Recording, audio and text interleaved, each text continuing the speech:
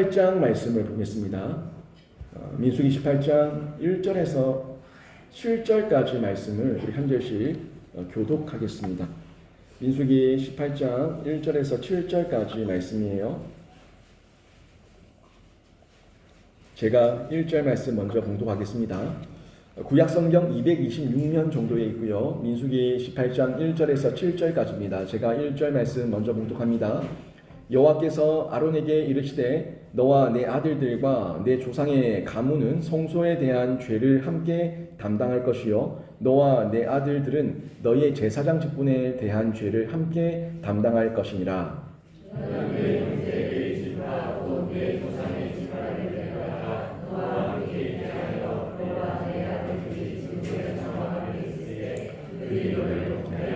레위인은 내 직무와 장막의 모든 직무를 지키려니와 성소의 기구와 제단에는 가까이 하지 못하리니 두렵건대 그들과 너희가 죽을까 하노라.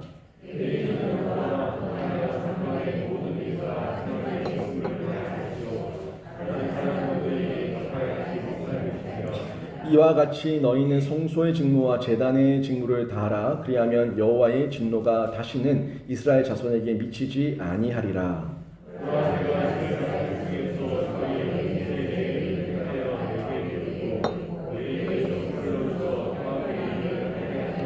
같이 있습니다. 너와 내 아들들은 제단과 휘장 안의 모든 일에 대하여 제사장의 직분을 지켜 섬기라. 내가 제사장의 직분을 너희에게 선물로 주었은즉 거기 가까이 하는 외인은 죽임을 당할지니라. 아멘. 이 자리에 나와 예배한 우리 모든 성도님 한 분 한 분이 주님께서 주신 직분에 대해서 권한과 책임을 마음껏 다 사용하시는 신자 되시길 주님의 이름으로 축원합니다. 코람데오라는 말을 여러분 많이 들어보셨죠? 이 코람데오는 하나님 앞에서라는 말이에요. 굉장히 하나님의 임재 가운데 있다는 뜻에서는 부근하고 든든한 말씀이기도 하지만 또 달리 얘기하면 굉장히 두렵고 떨리는 말씀이죠. 지금이야 이제 여러분이 나이가 드셔서 어른이고 또 자녀들을 키우고 감독하는 그런 입장에 있지만 여러분이 어리다고 생각했을 때 내 부모가 항상 눈동자같이 나를 지켜보고 있다고 생각하면 여러분 얼마나 부담스럽습니까? 화장실 갈 때도 친구와 싸울 때도 엉뚱한 생각을 할 때도 하나님께서 모든 걸 다 보고 있다고 생각해봐요. 얼마나 두렵습니까? 떨리지 않겠어요? 숨도 못 쉴 만큼 답답함을 느낄 건데 이 코람데오라는 말뜻 안에는 실제로 여러 가지 의미가 많이 내포되어 있습니다. 우리가 혼자가 아니라는 그런 연합이라는 관계에서 하나님께서 그만큼 우리를 사랑하신다는 그런 관점도 있고 또 우리가 하나님 앞에서 두렵고 떨림으로 내가 정직하게, 순결하게, 성결하게, 정결하게, 거룩하게 살아야 된다는 그런 어떤 책임감과 부담감까지도 가질 수 있는 그런 단어가 코람데오라는 단어예요.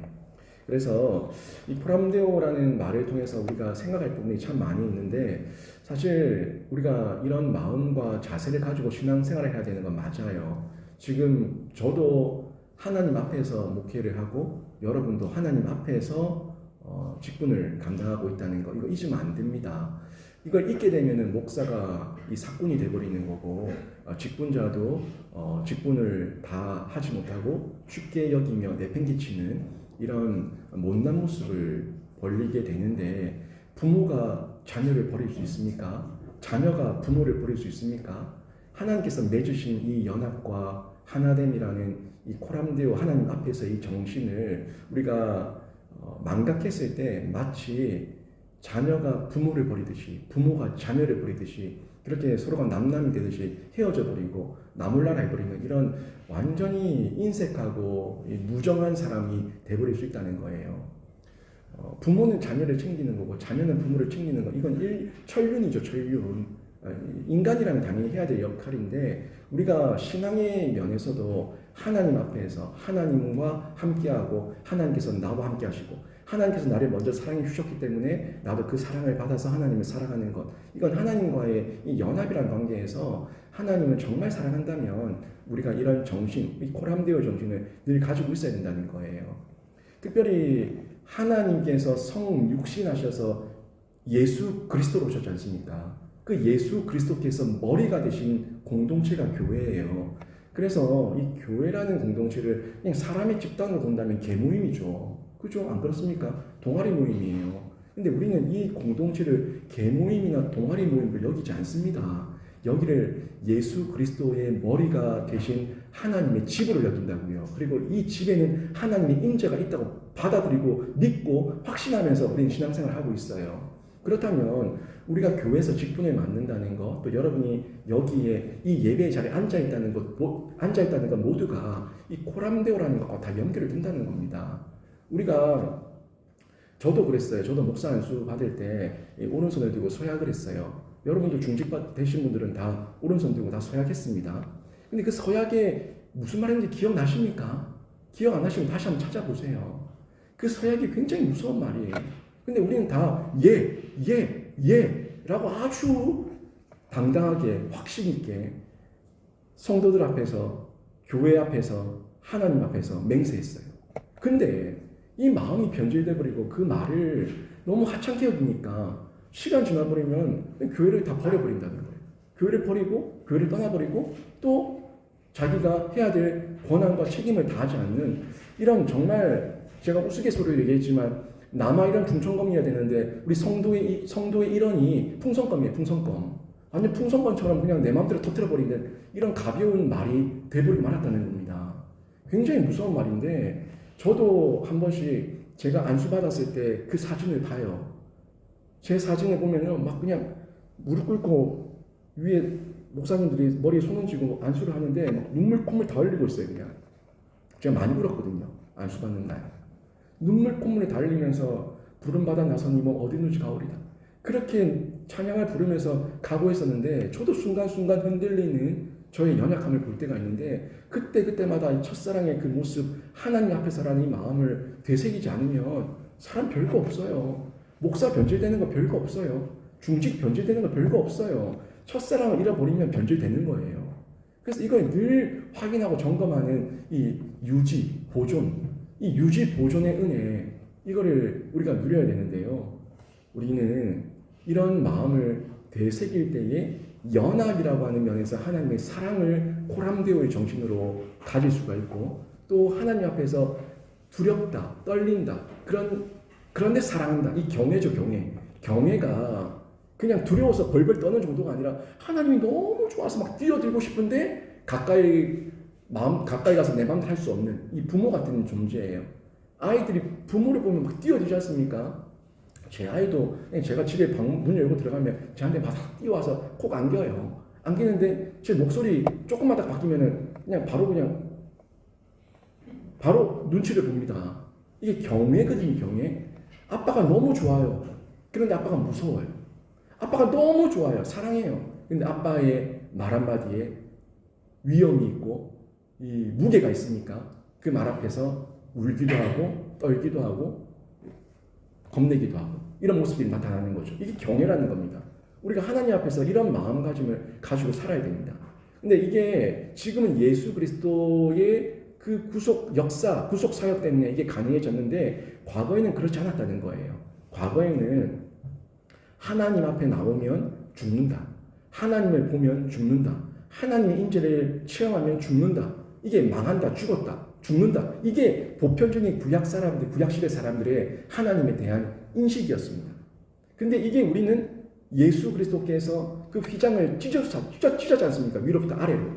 완전히 위로부터 아래로 찢어서 그 속죄소, 지성소, 언약궤가 있는 하나님의 언약이 있는 약속이 있는 그 은혜의 보좌 앞으로 담대히 나아갈 수 있는 길을 완전히 단번에 열어주셨어요. 영원히. 그래서 우리가 예수 그리스도 때문에 의롭다 칭함을 받았는데 칭의를 받아서 나로는 들어갈 수 없지만 예수의 이름을 부르는 가운데 우리는 은혜의 보좌 앞에 담대히 나갈 수 있는 그런 신분과 특권을 가지게 된 겁니다. 그래서 우리가 하나님 앞에 나와서 지금도 뻔뻔스럽게 3일 동안 그렇게 죄 짓고도 또 뻔뻔스럽게 저도 설교하고 있고 여러분 이 자리에 앉아서 또 예수의 이름을 부르면서 하나님의 아버지라 부르며 기도할 수 있는 이 놀라운 특권을 얻게 된 거예요. 아무튼 우리는 예수 그리스도의 그 은혜 때문에 은혜의 보좌 앞에서 코람데오 여호와 앞에서, 하나님 앞에서 늘 하나님께 간구하며 기도하고 하나님의 음성을 들을 수 있는 그런 특권을 얻게 됐다는 겁니다. 근데 오늘 민수기 18장을 보게 되면요, 이게 우리한테는 지금 너무나 자연스러운 일이지만 구약 시대 때는 상상을 못할 일입니다. 은혜 보좌 앞에, 지성소 앞으로 담대히 나아가서 하나님의 이름을 아버지라고 부른다. 이건 상상할 수 없는 일이에요. 그 사람들은 이 야훼 여호와 하나님의 이름을 함부로 쓸 수가 없어서 이 필사를 하다가도, 예? 여기 성경을 필사하다가도 하나님의 이름이 나오면은 붓을 새 거로 바꾸고 자기 몸을 다시 샤워하고 와서 새 붓으로 아도니아 이렇게 썼다고요. 그 한 단어를 쓰기 위해서 목욕을 매번 하고 와야 돼. 매번. 붓을 매번 바꿔야 돼. 그만큼 하나님의 이름 앞에 두려움을 가지고 있었던 사람들이 구약시대 사람들이었다는 거예요. 근데 우리는 너무 쉽게 하나님 아버지 너무 쉽게 부르다 보니까 그 하나님 아버지의 경외심과 그 두려움과 이 코람데오라는 그 정신을 잊어버린 채 하나님을 완전 하나님 앞에서의 언약과 서약과 맹세를 완전 풍성과 취급하고 있는 이런 못난 모습을 보일 때가 너무 많이 있다는 거예요. 저부터도 그런 모습이 있기 때문에 두려워요. 너무 두려워요. 그래서 하나님 앞에 다시 엎드리고 초심을 회복하고 하나님 저를 붙들어 주십시오 라는 기도를 안 할 수가 없다는 거죠. 오늘 본문 보세요. 오늘 본문 18장을 봤는데 여러분 성경책이 있으니까 바로 앞에 17장 15절 보세요. 12절에 보니까 이 이스라엘 자손이 모세한테 나와서 뭐라고 얘기합니까? 이르되 보소서. 17장 12절 이르되 보소서. 우리는 죽게 되었나이다. 망하게 되었나이다. 다 망하게 되었나이다. 이 뭐 때문에 이러는 줄 아세요? 여호와의 임재를 봤거든요.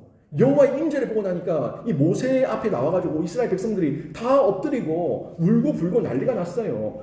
이르되 보소서. 우리는 죽게 되었나이다. 여호와의 임재를 보았나이다. 망하게 되었나이다. 다 망하게 되었나이다. 여호와의 임재를 보니까 죽었다고 망했다고 끝났다고 지금 통곡하고 난리가 난 거예요. 이런 상황이 여러분 인식이 되세요? 이해가 되세요? 지금 예수 그리스도의 그 보혈의 능력 때문에 우리 은혜 보좌 앞에 나아가서 하나님의 이름을 마음껏 부르는데 이때는 그렇지 않았다는 겁니다. 하나님의 인도를 받고 죄사함을 얻기 위해서는 구약도 마찬가지예요.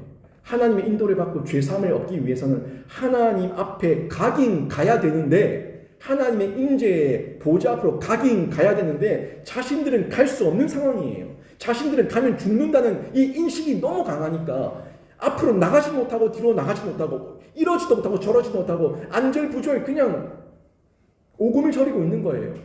하나님 앞에 나가야 사는데 나는 못 나가고 어떻게 해야 되냐? 나가면 죽는데 여기서도 가만히 있으면 또 죽고 죄 때문에 죽고 나가면 하나님의 임재 때문에 죽고 이래도 죽고 저래도 죽는 이런 상황 가운데서 이스라엘 백성들이 어찌할 바를 모르고 있다는 거죠. 이런 이스라엘 백성을 하나님께서 아십니다. 그래서 하나님께서 그 회중의 탄식을 들으시고 지금 망하게 되었습니다. 죽게 되었습니다. 다 망하게 되었습니다. 이 말하며 탄식하고 있는 이 이스라엘 회중의 음성과 탄식을 하나님께 들으시고 18장에서 하나님께서 제사장과 레위인을 세우고 있다는 거예요. 왜냐하면 제사장과 레위인을 세워서 그 이스라엘 백성들이 하나님 앞에 나올 수 있도록 길을 예비하고 길을 열어서 그들이 죄사함을 받을 수 있는 길을 제사장과 레위인에게 책임과 권한으로 주어서 그 이스라엘 백성들을 살리겠다는 하나님의 구원 계획이죠. 구약시대의 그림자, 구원 계획의 그림자, 이 그림자를 보여주신 겁니다. 그래서 성막을 보호하기 위해서 성막을 하나님의 구원 역사의 그 현장으로 쓰기 위해서 제사장도 세우고 레위사람도 세워서 그들에게 특별한 직무, 특별한 책임을 맡기셨다는 겁니다. 그래서 레위 사람들에게는 장막 앞에서 장막이에요. 그러니까 성막이라고 하면은 이 장막, 성막이라고 하면 큰 이 성막을 얘기하는 거예요. 그냥 테두리 큰 거. 성소, 지성소라고 얘기하면은 이거는 안에 있는 언약궤가 있는 안에 내소를 얘기하고 있는 거예요. 외소, 큰 껍데기. 첫 번째 동쪽 문이 있는 그 큰 껍데기. 번제단과 이 뜰과 이걸 다 싸고 있는 거. 이게 외소죠, 외소. 외소가 지성소, 외소가 성막, 성막이라고 얘기를 하고 장막이라고 얘기하는 거예요. 그 안에 내소는 지성소라고 얘기하는 성소, 지성소라고 얘기하는 영역인데 아무튼 이 레위 사람들은 지성소는 못 들어가요.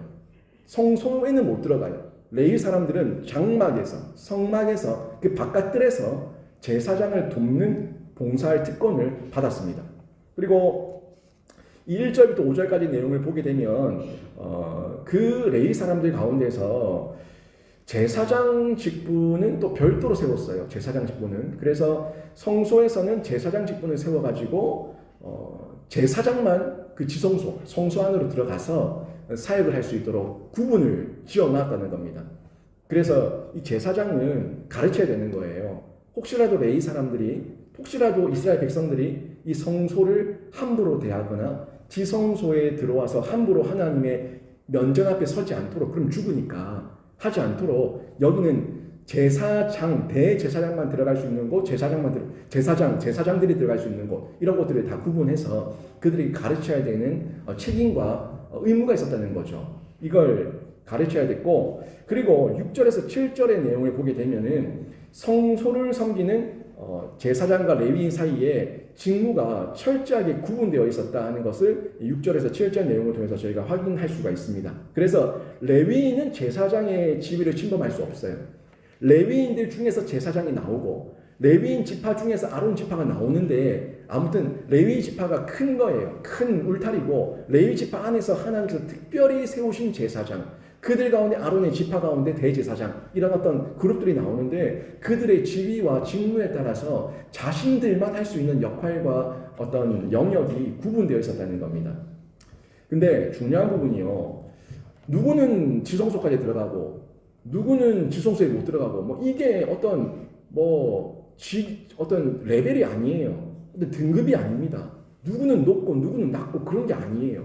그런 게 아니라 그들 모두에게는 하나님께서 특별한 은사와 은혜를 주신 거고, 그들은 아무튼 어떤 역할을 감당하고 있던 다 하나님께 받은 은혜고 선물이에요. 이 부분을 지금 6절, 7절이 얘기하고 있는데 한번 보세요. 6절에 보시면 중간 부분 한번 보세요. 너희의 형제 레위인을 택하여 내게 돌리고 너희에게 선물로 주어 회막의 일을 하게 하였나니, 하나님께서 그 직무를 그들에게 뭐로 줬다고 얘기합니까? 선물로 줬다고 얘기하고 있어요. 잘 보세요. 6절, 레위인들이 받은 직무는 하나님께서 주신 선물입니다. 그 다음에 7절 보세요. 7절 보시면 중간 부분에 보세요. 내가 제사장의 직분을 너희에게 선물로 주었은즉, 레위인도 선물이고 제사장이 받은 직분도 뭡니까? 직분도 선물이에요.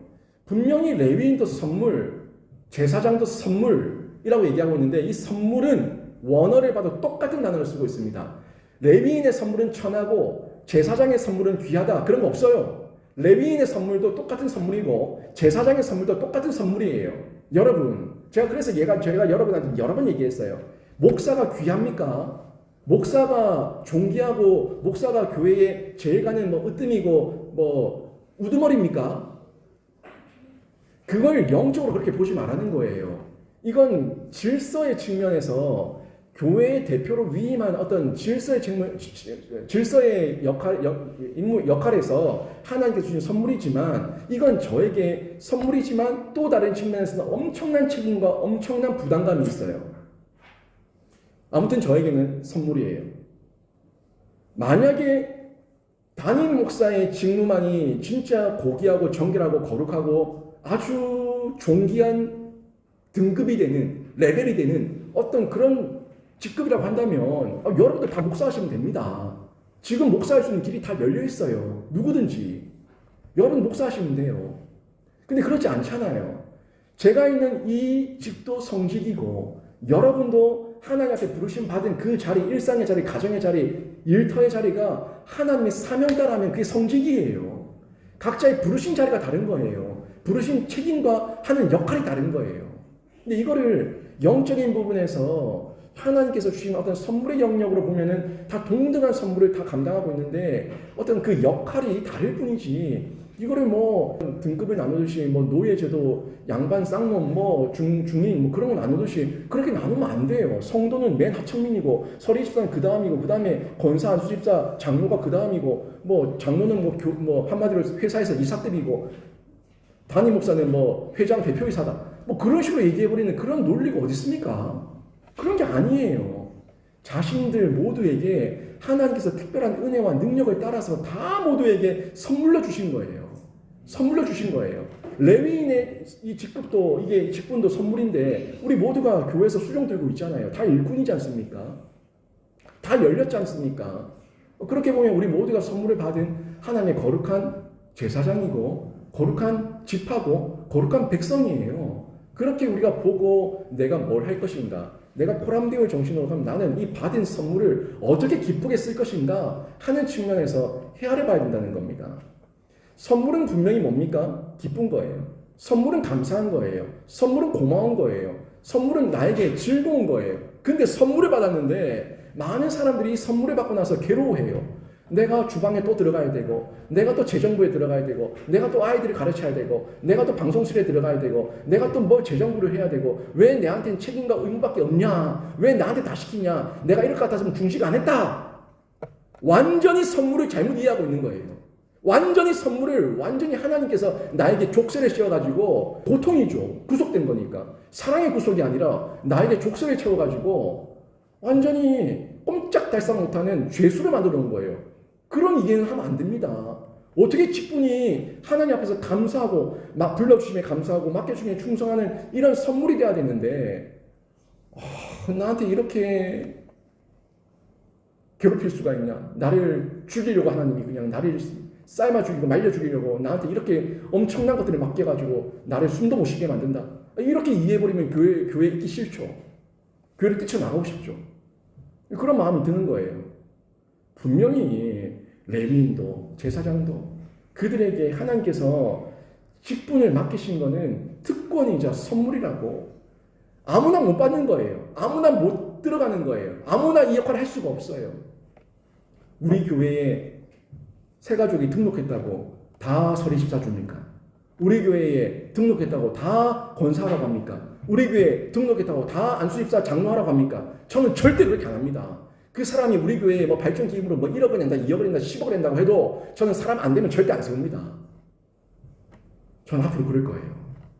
정말 사람 됨됨이 보고 피택 교육 똑바로 받고 본인이 받고자 하는 소명과 사명의식 보여주지 않으면 저는 어떤 경우에도 공동의회를 통해서 피택을 받아라도 저는 임직시키지 않습니다. 하나하나 다 확인해요. 지금 2번 임직했는데 임직하신 분들 제가 새벽기도부터 11조 생활까지 감사원금, 모든 절기원금, 모든 헌금 생활까지 하나하나 전부 다 확인하고 안 된 것들 다 지적하고 그리고 그분들 직분 받은 거예요. 그렇게 해야 돼요. 그렇게 해야지 직분은 아무나 받는 게 아니라는 걸 알아야지 특권인 줄도 알고 이게 선물인 줄도 알고 귀한 줄도 알아요. 그냥 돈 몇백만 원 내면은 직분 그냥 던져주면은 이 직분 산 거죠. 그렇게 직분 세워서 맡겨버리면 교회가 무너져요. 후배들이 안 배워요. 못 배워요. 후배들이 똑같이 못된 것만 배워요. 그러면 교회 무너지는 거예요. 여러분, 하나님을 가까이 할 수 있는 직분이 우리에게 주어진 선물이에요. 저 얼마나 복된 직분을 받았습니까? 매 주일마다 강단에서 생명의 말씀을 전할 수 있는 이 엄청난 특권을 받았어요. 선물이에요. 아무에게 맡기는 게 아니라 특별히 구별된 사람에게 하나님께서 맡기신 거예요. 그걸 제가 기억할 때에 이루 말할 수 없는 감동이 있고 감사함이 있고 힘들지만 그래도 내가 충성해야겠다는 이 마음의 새로운 각오를 매번 도전받으면서 누릴 수가 있는 겁니다. 그래서 다윗도 시편 73편 28절에서 분명히 얘기했지 않습니까? 하나님을 가까이 함이 내게 복이라. 하나님을 가까이 함이 내게 복이라. 하나님을 가까이해서 하나님의 몸된 교회를 섬길 수 있음이 내게 복이라. 이게 다윗이 했던 고백인데 우리 이 시대에 모든 직분을 맡은 우리 재직들, 우리 교회 성도들이 일꾼된 사람들이 가져야 될 자세입니다. 그러면 우리는 어떻습니까? 혹시 하나님께 나오고 예수 그리스도의 몸된 교회를 섬기는 것이 짐이 되지 않습니까? 분명히 선물은 기쁨인데 이 기쁨이 아니라 괴로움이 되고 아픔이 되고 속박이 되고 구속이 되고 고통이 돼서 혹시라도 하나님 앞에서 충성되게 감당하지 못하고 어떻게 하면은 이걸 뺄 수 있을까? 어떻게 하면 도망갈 수 있을까? 어떻게 하면 피할 수 있을까? 어떻게 하면은 내 이름을 안 올릴 수 있을까? 혹시 그런 머리를 굴리는 가운데 내 마음과 심령까지 피폐해지고 있지 않습니까? 하나님께서 구별해서 맡기신 직분이라는 인식이 있을 때 우리의 자리가 특권이고 선물이 됩니다. 제가 우리 은퇴하시는 분들한테 한 번씩 물어봐요. 은퇴하실 때 어떠시냐고. 하나같이 하시는 말씀은 더 섬기지 못해서 죄송합니다. 더 헌신하지 못해서 죄송합니다. 이게 그분들의 보편적인 고백이에요. 그런데 몸은 이제 나이가 들고 예전 같지 않고 움직이는 것도 둔하고 후회가 되는 거죠. 내가 그때 이렇게 늙을 줄 알았으면, 이렇게 힘이 빠질 줄 알았으면, 내가 젊음이 있을 때, 내가 좀 더 섬길 수 있을 때 그때 좀 더 할 걸. 이런 마음에 후회가 은퇴하신 분들에게 있다는 거예요. 우리 교회는요, 제자 훈련하는 교회입니다. 사역 훈련하는 교회입니다. 앞으로도 제가 우리 교회에서 목회하는 중에 훈련 목회 철학은 저에게 분명한 중심입니다. 성경을 강해서 성령으로 변화되는 이 베스트 사역, 훈련하는 사역. 이 사역이 가장 기초고 성경과 성령의 균형, 제가 계속 강조할 겁니다.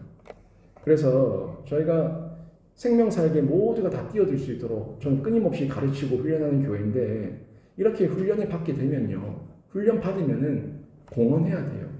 제가 훈련 받는 분들에게 계속 말하는 거. 훈련 받은 만큼 깨고 뭐가 깬다고? 인식이 깬다는 거예요. 훈련 받은 만큼 내 인식과 개념과 생각이 깨고 깬 만큼 정신이 든 만큼 하나님 앞에서 내 신념과 내 가치가 바로 세워진 만큼 공헌한다. 분명합니다. 훈련 받은 만큼 깨고 깬 만큼 공헌한다. 뛰어들게 돼 있어요. 사역 현장 가운데 뛰어들어서 내가 뭐라도 해야겠다는 이 마음을 가질 수밖에 없습니다. 하지만 제자훈련, 사역훈련 받았다고 뭐 자기가 하고 싶은 대로 마음대로 할 수 없어요. 나에게 은사와 재능이 아무리 많다고 해도 교회 안에는 분명한 질서가 있어요. 교회 안에서 누군가를 가르칠 수 있는 자격은 담임 목사가 부여합니다. 담임 목사가 위임합니다. 그래서 1:1 양육 같은 경우는 양육자들을 제가 미리 사전에 선발하고 그분들을 교육하고 그 수료한 분들에게만 교육할 수 있는 권한을 준 거죠. 이게 질서거든요. 자기가 가르치는 은사가 있고 재능이 있다고 하더라도 교회 질서에 맞지 않게 자기 마음대로 가르쳐서는 안 되고 자기 마음대로 경거망동해서는 안 돼요. 그게 질서예요. 목회자가 해야 될 일이 있어요. 목회자가 맡은 영역이 있어요. 또 성도들이 사역 현장에서 맡은 영역이 있어요. 그 영역들을 조율해 가는데 목회자가 점점 교회가 세분화되는 중에 목회자가 일정 부분은 성도들에게 위임할 수 있어요. 그런데 위임하지 못하는 영역이 있어요. 세례를 베풀고 성찬을 집행하고 그리고 주일 강단을 제가 지키고 이건 위임할 수 없는 영역이에요. 하지만 1:1이라든지 또 세가족 교육이라든지 또 성도 상호 간의 교제와 신방이라든지 이런 것들은 위임해서 함께 섬겨 나가고 그 정보들을 저한테 알려주면 저도 신방하게 되고 함께하는 사역이죠. 이게 질서입니다. 성경은요. 가르치는 자에게 이렇게 훈련시키는 자에게 교회의 어떤 위임된 목사에게 더 큰 책임을 물으신다고 분명히 말씀하고 있어요. 반대로 제가 또 누군가에게 어떤 역할을 위임했다면 그 위임된 분들에게는 책임이 있어요. 저희 장로님들에게 제가 위원장의 역할을 맡겼을 때는 그 위원장으로서 그 위원회에 책임이 있어요. 돌봐야 되는 거예요. 살펴야 되는 거예요. 자기 맡은 위원회가 잘 운영될 수 있도록 아무튼 그 위임된 권한 안에서 책임을 다해야 되는 겁니다. 그게 오늘 성경이 말씀하고 있는 부분인데 레위인에게도 제사장에게도 특권을 주셨고 분명히 선물이라고 얘기했지만 특권이고 선물이지만 거기에 대해서 또 뭘 얘기하고 있냐면 책임을 물으신다고 얘기하고 있어요. 권리가 있는 만큼 책임도 있다는 거죠. 책임만 있고 권리가 없다면 힘들죠. 권리만 있고 책임이 없다면 또 이것도 잘못된 길로 흘러갈 수 있기 때문에 책임과 이 권리는 항상 균등하게 주어져야 된다는 겁니다. 하지만 하나님께서 더 많은 것을 맡기실 때는 더 큰 책임도 물으신다는 거. 더 큰 권리를 줬다면 더 큰 책임도 물으셔서 거기에 대한 죗값을 물으신다는 거예요. 저에게는 우리 교회에 있어서 우리 교회 공동체에 대한 모든 죄에 대해서 저에게 책임이 있어요. 아무튼 어떤 사고가 일어나든 어떤 재정 사고가 일어나든 어떤 성도 간의 어떤 다툼이 일어나든 저에게 일정 부분에 모든 책임이 있습니다. 모든 책임이 있습니다. 성도들끼리 싸웠다고 나보고 어쩌라고 말할 수 있죠. 하지만 왜 사전에 싸우지 않도록 화목하도록 사랑하도록 가르치지 못했냐 하는 내용에서는 저에게 책임이 있는 거예요. 1절 한번 보세요. 그 부분은 1절과 2절이 얘기하고 있는 거예요. 보세요. 여호와께서 아론에게 이르시되 너와 내 아들들과 내 조상의 가문은 성소에 대한 죄를 함께 담당할 것이요. 무슨 말이에요? 성소 안에서 죄를 범하는 일이 일어나면 아론 너와 내 아들들과 내 조상의 가문은 그 성소에서 일어난 죄값에 대해서 너에게 책임이 있다. 말씀하고 있는 겁니다. 계속 보세요. 너와 네 아들들은 너의 제사장 직분에 대한 죄를 함께 담당할 것이니라. 무서운 말씀이에요. 굉장히 무서운 말씀이에요. 그런데 아론의 가문은 제사장 가문이거든요. 근데 7절에서는 그 제사장의 직분이 선물이라고 얘기하고 있어요. 2절 보세요. 레위 지파입니다. 너는 내 형제 레위 지파 곧 내 조상의 지파를 데려다가 너와 함께 있게 하여 너와 내 아들들이 증거의 장막 앞에 있을 때 그들이 너를 돕게 하라 말하고 있죠. 근데 3절도 보세요. 그 레위인들이 자신의 직무에 맞지 않는 행동을 했을 때, 제단을 가까이 했을 때, 죄를 지었을 때 뭐라고 얘기합니까? 그들과 너희가 죽을까 하노라. 그들만 죽는 게 아니고 누구도 죽는다고요? 너희도 죽는다고 얘기하고 있어요. 왜? 레위 지파를 감독해야 될 사람이 누구예요? 제사장이에요. 아론의 가문이에요. 아론의 가문이 레위인들을 제대로 가르치지 못해서 레위인이 제단을 가까이 해서 그들이 죄를 범하면 그들도 죽고 너도 죽는다라고 얘기하고 있어요.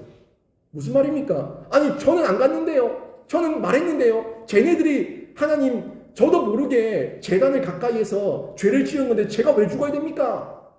우리는 그렇게 말할지 모르겠지만 하나님은 너도 죽고 제사장 가문인 아론 지파 너희도 죽는다 라고 얘기하고 있어요. 뭐예요? 책임이에요. 레위 지파에게도 책임이 있고 아론 가문에게도 책임이 있다는 걸 성경은 분명하게 말하고 있습니다. 결국 나갈 자리, 나가야지 말아야 될 자리, 먼저 더 큰 책임을 맡은 자가 가르치고 더 큰 책임을 맡은 자가 전달해야지만 나도 살고 그들도 산다는 거예요. 이게 제가 얘기하는 겁니다. 저를 야박하다고 얘기하지 마세요. 목사 못됐다고 얘기하지 마세요. 제가 지옥을 얘기하지 않으면 제가 벌 받아요. 제가 죽어요. 제가 천국과 지옥을 같이 얘기해야 되고 제가 벌과 복을 같이 얘기해야 돼요. 징계와 심판을 함께 얘기하고 하나님의 복도 얘기해야 되는 거예요. 근데 복만 얘기하고 천국만 얘기하고 은혜만 얘기하고 지옥은 얘기하지 않고 징계는 얘기하지 않고 심판은 얘기하지 않으면 제가 잘못 가르친 거예요. 그래서 여러분이 죄를 범하면 여러분도 죽고 저도 거기에 대한 책임이 있는 거예요. 제가 어떻게든 잘 가르쳐야 되고 또 가르쳐야 되고 당부하고 권면하고 부탁하고 타이르고 야단치고 혼내고 어떤 방법을 다해서든 해야 된다고요. 자녀가 죄를 지으면 부모는 거기에 대해 자유합니까? 자녀를 감옥 보내놓고 나면 자녀는 자유합니까? 자녀가 감옥 가면 부모 마음은 더 찢어져요. 내 자식 내가 똑바로 못 키웠다는 그 죄책감 때문에 이루 말할 수 없는 고통과 아픔과 상처가 그 평생에 있어요. 목사에게는 없을 것 같아요. 성도가 떠나고 성도가 실족하고 성도가 무너지면요. 제가 남아있는 성도들 앞에서 웃고 있지만 제 마음은 또 지옥이에요. 제가 아이고 잘 갔다 너무너무 잘 갔다 정말 가야 될 사람 꼭 갔네 꼭 가야 될 사람 정말 잘 갔네 라고 얘기하지 않습니다. 누가 떠나든 누가 실족하든 저는 마음이 아파요. 힘들어요. 그래서 지금 여기서는 제사장의 직무, 레위인의 직무 이 역할들을 얘기하면서 레위인이 선물 받았다고 경거망동해도 안 되고 제사장이 큰 선물을 받았다고 자기 마음대로도 안 되고 질서예요.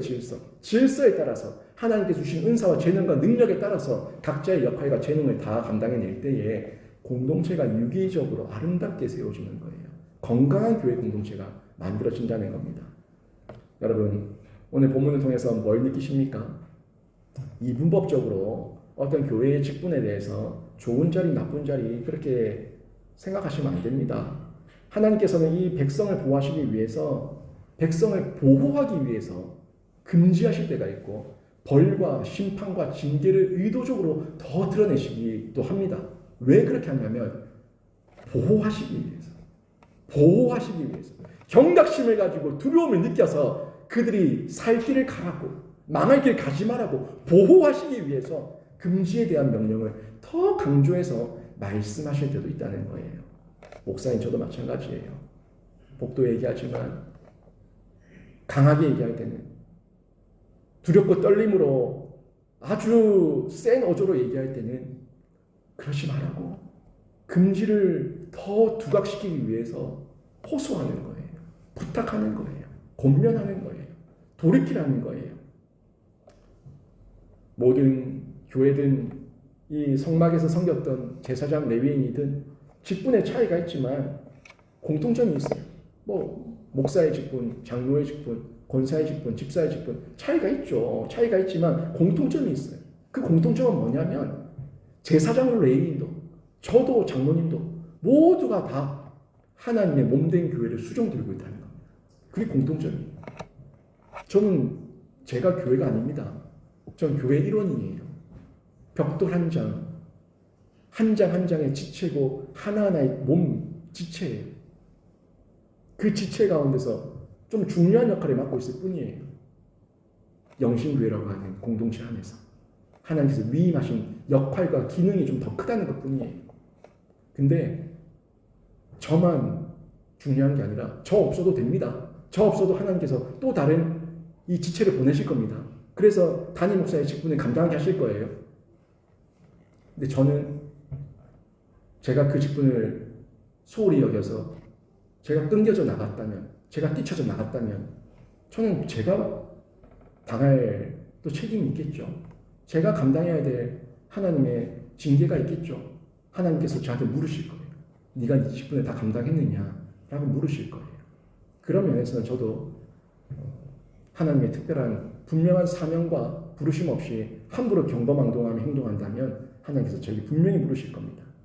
아무튼 저희 모두는요, 모양과 기능과 역할이 다를 뿐이지만 모두가 다 하나같이 다 유기적으로 연결되어서 함께 하나님의 몸된 교회를 수종들고 있다는 건 다 공통점입니다. 공통점. 그리고 하나님의 백성이 하나님과 교제할 수 있는 장을 여는데 우리가 모두 섬기고 있는 거죠. 저도 장을 여는 거예요. 기도의 장 열고, 예배의 장 열고, 섬김의 장 열고, 전도의 장 열고, 선교의 장 열고, 제가 장을 계속 열고 있는 거예요. 그럼 여러분은 또 제가 장을 열었을 때 그 지체들이 같이 뛰어들어서 저와 함께 이 교회를 수종되지 않습니까? 저를 돕지 않습니까? 저를 돕는 게 아니라 결국에는 하나님의 역사와 사역을 돕는 거예요. 함께 교회의 사역을 돕는 거예요. 하나님의 역사, 하나님의 사역을 돕는 거예요. 그렇게 함께 수종들고 있다는 거죠. 이렇게 하지만 함께 다 수종들고 있지만 그 안에 또 뭐가 있냐면 질서가 있는 거예요. 목사는 목사로서, 장로는 장로로서, 안수집사, 안수집사, 권사, 권사, 서리집사, 서리집사, 성도, 모든 일꾼들 각자의 기능에 따라서 임명받은 대로 자신의 질서를 질서 있게, 직분을 질서 있게 감당하고 있다는 겁니다. 이런 직분을 높고 낮음으로 인식하고 갑과 을로 이해한다면 아주 잘못된 이해고 교회를 왜곡해서 보고 있는 겁니다. 교회는 덕을 세우는 곳이에요. 제가 목사가 되어서 영신교회에 덕을 세우지 못한다면 저는 속히 떠나는 게 맞습니다.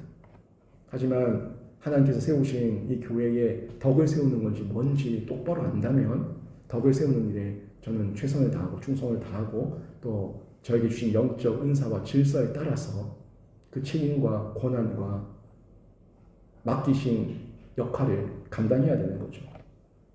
그 일을 감당할 때 내 감정이 앞서면 안 되고요. 하나님께서 왜 나에게 이 일을 맡기셨는가 하는 본 의도를 잘 묻고 깨달아서 제가 감당하고 있는 직분을 실천해 가고 그 사역을 해 나가야 된다는 거죠. 세속적 가치로 신분으로 직분을 이해하면 안 됩니다. 높고 낮음의 어떤 지위로 이용해서도 안 됩니다. 직분은 은사를 따라서 자원하는 마음으로 공동체를 섬기고 세워나가도록 하나님께서 주신 선물입니다.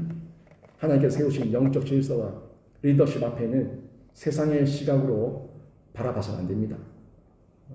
순수하게, 순전하게 바라보고 하나님 바라보는 그 마음으로 그 사역을 감당해야 된다는 거죠. 오늘 본문에 레이지파도 나왔고 아론의 가문도 나왔는데 다 하나님께 받은 특별한 선물이고 은사라는 것, 이건 부인할 수 없는 내용으로 저희가 확인했습니다. 그리고 하나님께서 그 직분을 맡기신 이후에는 충성되이 여기셔서 맡기셨다는 것, 그것도 저희가 잊어서도 안 될 것이고, 또 직분을 맡았을 때는 서약한 대로 하나님께서 맡기신 대로 거기에 대한 책임도 분명히 물으신다는 거 저희가 잊어서는 안 될 겁니다. 선물 받은 것에 감사해야지 결코 불평해서는 안 됩니다. 여러분, 오늘 우리의 영원한 중보자 그리스도를 통해서 우리 모두가 하나님 앞에 담대히 나아갈 수 있는 은혜를 누린 자들인데요, 주신 만큼 감사함으로 활용하시고 선용하셔서 주신 권리만큼 그 책임도 분명히 물으시는데, 그 책임이 무거운 책임이 아니라 여러분에게는 하나님의 복된 소식이고 하나님께서 더 큰 은혜와 능력과 언약의 약속으로 더 큰 선물을 풍성하게 부어주시는 그런 기쁨을 만끽하는 성도가 되시길 바랍니다. 기억하십시오. 영적 질서 앞에서 부끄럽지 않게 잘 직분 감당하시고 하나님의 마음 시원케 드리는 귀한 일꾼 되어 주시길 주님의 이름으로 축원합니다. 아멘.